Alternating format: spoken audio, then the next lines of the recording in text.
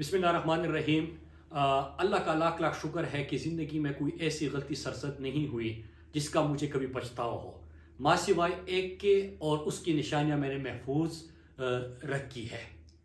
मेरे पाकिस्तानियों, कभी भी किसी के अल्फाज से मुतासिर होकर आपने वो गलती नहीं करनी। अपनी एनर्जीज और अपना वक्त ऐसे टुच्चे लोगों के पीछे बर्बाद नहीं करना। ये मेरा सबक है और इसी सबक को मद्देनजर रख के मैंने वो निशानियां संभाल के रखी हुई है। मेरे पाकिस्तानियों, मैं यूनिवर्सिटी में था तो अपने पॉकेट मनी से मैंने ये 4 किताबें खरीदी थी और आज की दिन तक अगर किताब लेने के बाद भी मुझे कभी पछतावा हुआ है तो वो ये है। किताबें मैं शौक से पढ़ता हूं, दिल से पढ़ता हूं, अपनी पॉकेट मनी भी उसके ऊपर लगाता था, लेकिन ये दुख है जो कि मेरे ऊपर बहुत भारी है और आज तक मैं इसको फील कर रहा हूं कि टुच्चे लोगों की बातों में आकर मैंने भी उनको सुनने की थोड़ी सी गलती सरजद हुई थी, जिसके ऊपर मैं माजरत खा हूं अपने आप से।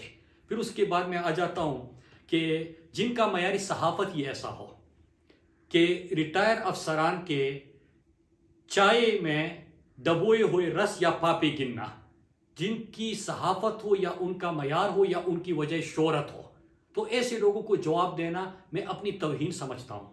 लेकिन आज जो मैं आपके सामने बैठा हुआ हूं, मेरे पाकिस्तानियों, आपकी मोहब्बत की वजह से, अपने उन कारकुनान, सपोर्टर्स, वोटर्स की मोहब्बत की वजह से, और जो उनको ख्याल होता है, उनकी दुआएं मेरे साथ होती है, उनके लिए मैंने जो जितना जवाब देना था मैंने दे दिया।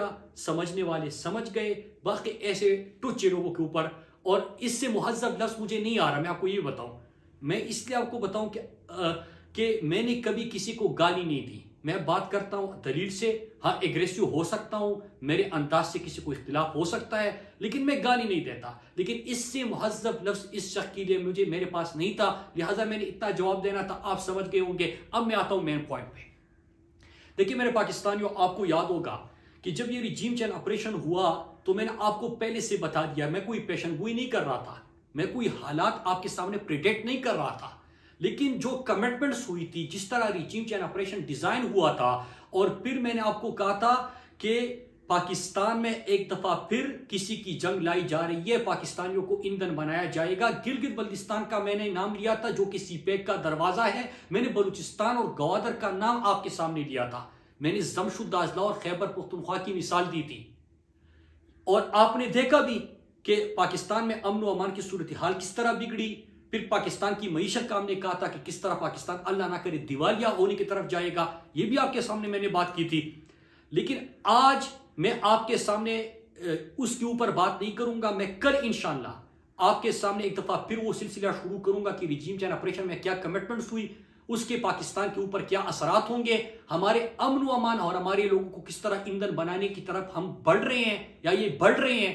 वो तमाम चीजें और जो सीक्वेंस ऑफ इवेंट्स है अप्रैल के बाद, वो मैं कल आपके सामने रखूंगा। आज मैं आपसे बात करूंगा अरशद शरीफ शहीद के हवाले से। मेरे पाकिस्तानियों, यहां पे चंद चीजें आज मैं पहली दफा आपके सामने खुद लेके आया हूं। अरशद भाई की जब शहादत हुई तो उसके बाद हम सबका मुतालबा था, आपका भी मुतालबा था कि सुप्रीम कोर्ट एक जुडिशल कमीशन बनाए जहां पे हम सब जाएं और जो जो अभी हमारे साथ अरशद भाई ने शेयर किया था वो हम उनके गोश गुजार करें। उससे पहले हुकूमत पाकिस्तान फैक्ट फाइंडिंग कमेटी बनाती है, और फैक्ट फाइंडिंग कमेटी जब बनती है तो उसमें मुझे भी बुलाया जाता है।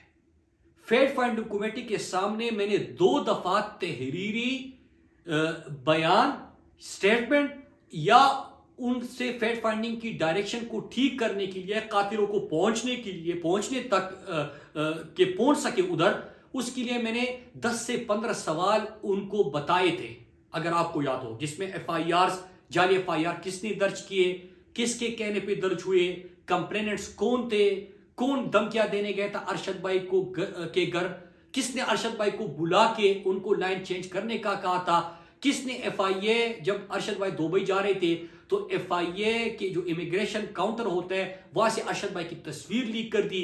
दुबई किसको भेजा गया, अरशद को धमकियां दी गई, अरशद भाई को मजबूर किया गया दुबई से निकलने के लिए। ये तमाम सवाल मैंने पूछे थे और मैं आपको बताता चलूं मेरे पाकिस्तानियों कि जो फैक्ट फाइंडिंग कमेटी की रिपोर्ट आई है उसमें दो चीजें हैं। सिर्फ दो सवालों के जवाब उन्होंने ढूंढने की जब कोशिश की है तो आपके सामने क्या आया कि दुबई अरशद भाई का वीजा एक्सपायर नहीं हुआ था, जिस तरह अरशद भाई का जनाजा पड़ा हुआ है और इधर प्रेस कॉन्फ्रेंस की जाती है और पूरे पाकिस्तान में बयानी की जंग शुरू की जाती है कि अरशद भाई का वीजा एक्सपायर हो गया था, ये दो झूठ बोल रहे हैं कि अरशद को निकलवाया गया। वो चीज उनकी वो प्रेस कॉन्फ्रेंस गलत साबित हो जाती है और अरशद भाई को जबरदस्ती दुबई से निकलवाया गया था ताकतवर शख्सियात के कहने पे, जो कि वो उन्होंने उसका जिक्र नहीं किया, लेकिन ये जरूर कहा कि अरशद भाई को निकलवाया गया था। ये फैक्ट फाइंडिंग कमेटी में चीज सामने आ गई। दूसरा कि किसने जाली FIR किए थे, हम बार बार पूछ रहे थे।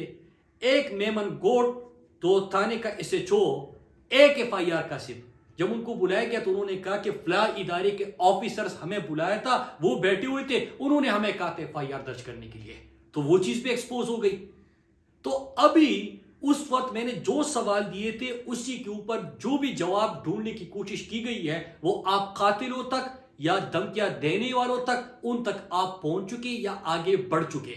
तो ये एक फैक्ट फाइंडिंग कमेटी की बात हुई। दूसरा JIT, जब सुप्रीम कोर्ट के हुक्म पे JIT बनी और जब JIT बन रही थी, मैं आपको ये बताऊं कि मुझे सुप्रीम कोर्ट ने बुलाया नहीं था, मैं खुद से सुप्रीम कोर्ट गया क्योंकि मेरा भाई अरशद भाई, हम सब पाकिस्तानियों की आवाज, पाकिस्तानियों की दिलों की आवाज, नजरिया पाकिस्तान के ऊपर साबित कदमी से खड़ा होने वाला, पाकिस्तान का बयान या दुनिया तक पहुंचाने वाला, शहीदों का वारिस और हर गरीब, हर मजदूर, हर कानून को मानने वाले, आइन को मानने वाले, उनकी लिए खड़ा होने वाला, उनके साथ देने वाला अरशद भाई की बात है। तो मैं सुप्रीम कोर्ट खुद गया।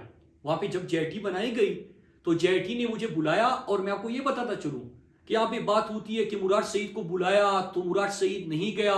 झूठ, सफेद झूठ। और ये झूठ कौन फैला रहा है मैं आज आपके सामने वो भी बता रहता हूं। JIT के सामने न मैं सिर्फ पेश हुआ बल्कि मैं 2 दफा JIT के सामने पेश हुआ। एक दफा जब मैं गया वहां पे काशिफ अब्बासी साहब, आदिल राजा जो अरशद भाई के प्रोड्यूसर थे, उनको भी बुलाया गया था, उनसे भी मेरी वहां पे मुलाकात हुई।